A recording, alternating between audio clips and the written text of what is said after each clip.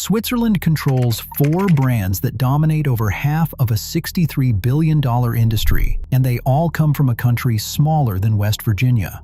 This is the story of how Switzerland built the most powerful monopoly in luxury, one tick at a time. Let's get something straight right at the top. Switzerland didn't invent the watch.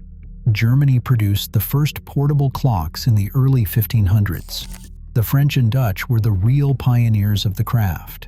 And for a surprisingly long stretch of history, the Swiss actually had a reputation for producing lower-quality pieces, knockoffs styled after English and French designs. So how did this tiny Alpine nation end up dominating the global watch market so completely that today, just 25 brands account for 90% of all Swiss watch sales? It started, believe it or not, with a sausage. In 1522, a pastor in Zurich named Ulrich Zwingli attended a gathering where sausages were eaten during Lent, a direct violation of Catholic law. The scandal that followed helped fuel the Reformation in Switzerland, and that Reformation would reshape an entire industry. When the fierce reformist John Calvin seized power in Geneva in 1541, he banned the wearing of jewelry. Overnight, the city's goldsmiths, enamelers, and jewelers faced financial ruin. But here is the thing about skilled artisans: they adapt. Functional pieces like portable clocks escaped the jewelry laws, so Geneva's craftsmen pivoted to watchmaking. They already possessed the skills, they already owned the tools, all they needed was direction. And direction arrived from France. Huguenot watchmakers, fleeing religious persecution at home, flooded into Geneva, bringing with them some of the finest horological knowledge in Europe. This collision of talent, displaced jewelers meeting refugee watchmakers, created something extraordinary. By 1601, Geneva had established the world's first watchmakers' guild. The Swiss watch industry was born. But talent alone doesn't build an empire. Systems do.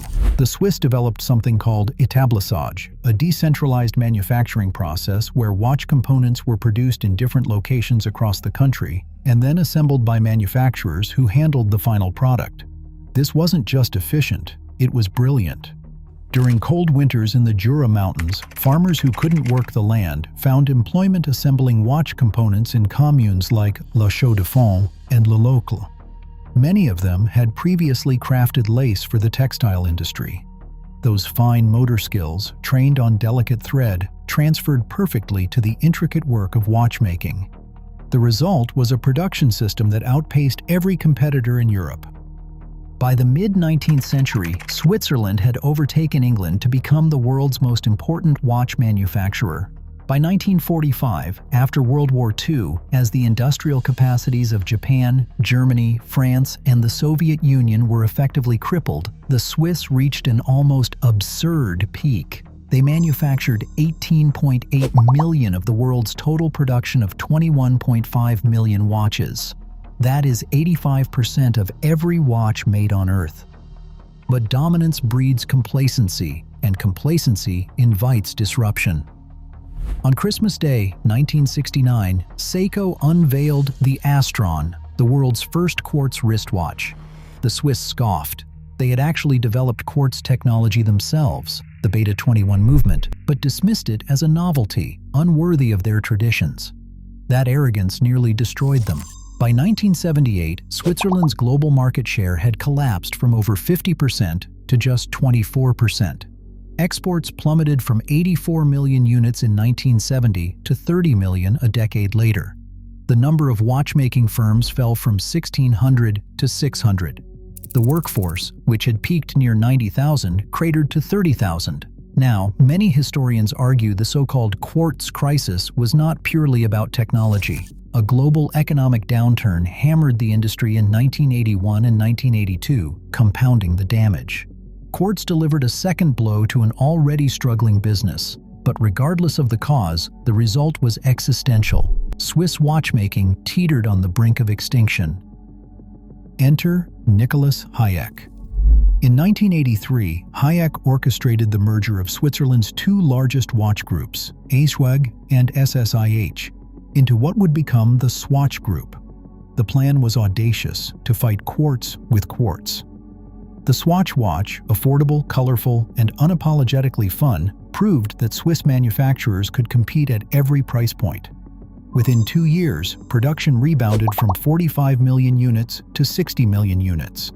But Hayek's real genius was understanding something deeper. The future of Swiss watchmaking wasn't in competing on price or technology, it was in luxury. Rather than being destroyed by quartz, the mechanical watch was reborn as something entirely different. A luxury product, a status symbol, a piece of wearable art. Swiss watchmaking didn't just survive, it reinvented itself. Today, the numbers tell a story of extreme concentration.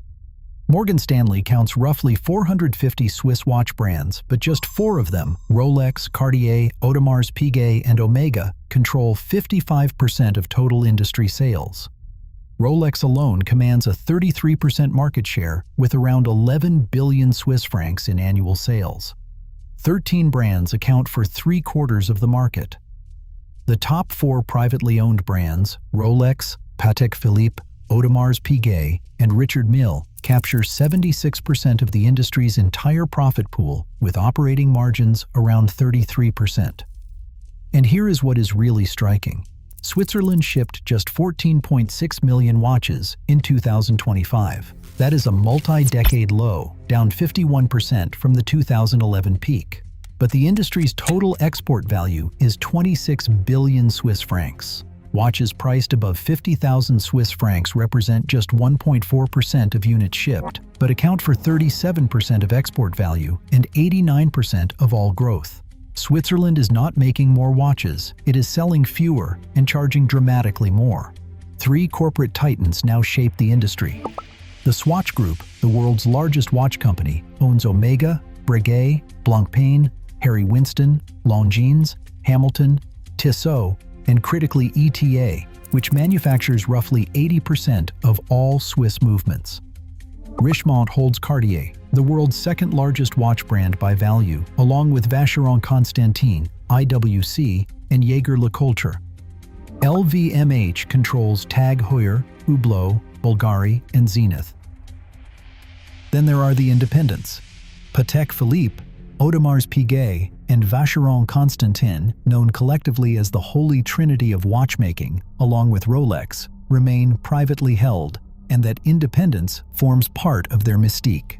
These manufactured horlogerie companies control their entire production process, creating COSC certified chronometers that represent the pinnacle of Swiss precision. Patek Philippe, whose famous slogan says, "You never actually own one, but merely look after it for the next generation," created the Graves Super Complication in 1933, a pocket watch so complex it eventually sold at auction for $24 million. Audemars Piguet launched the Royal Oak in 1972, designed in a single night by the legendary Gerald Genta, and it is now considered the first luxury sports watch ever made. And then there is Rolex's bombshell move. On August 25, 2023, Rolex acquired Bucherer, the giant Swiss watch retailer, for an estimated 3 billion francs. The deal sent shockwaves through the industry. Competitors suddenly faced a troubling reality. Rolex now had access to commercial data from over 100 retail outlets that also sold Omega, Cartier, Breitling, and IWC. The fox had not just entered the henhouse, it bought the henhouse. So where does this leave us?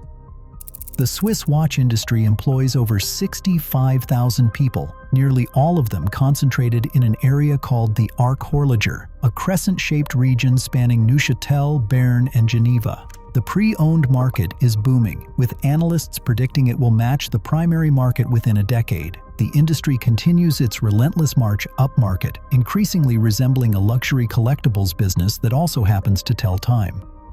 And in an era where smartwatches and phones tell perfect time for free, Swiss luxury watches have successfully redefined themselves as something beyond mere timekeeping devices. 5 centuries ago, a jewelry ban and a wave of refugees accidentally created the most dominant force in horology. Today, through consolidation, brand mythology, and an almost religious devotion to craftsmanship, Switzerland does not just make watches, it defines what a watch is supposed to be. And in a world where your phone tells perfect time for free, that might be the most remarkable achievement of all.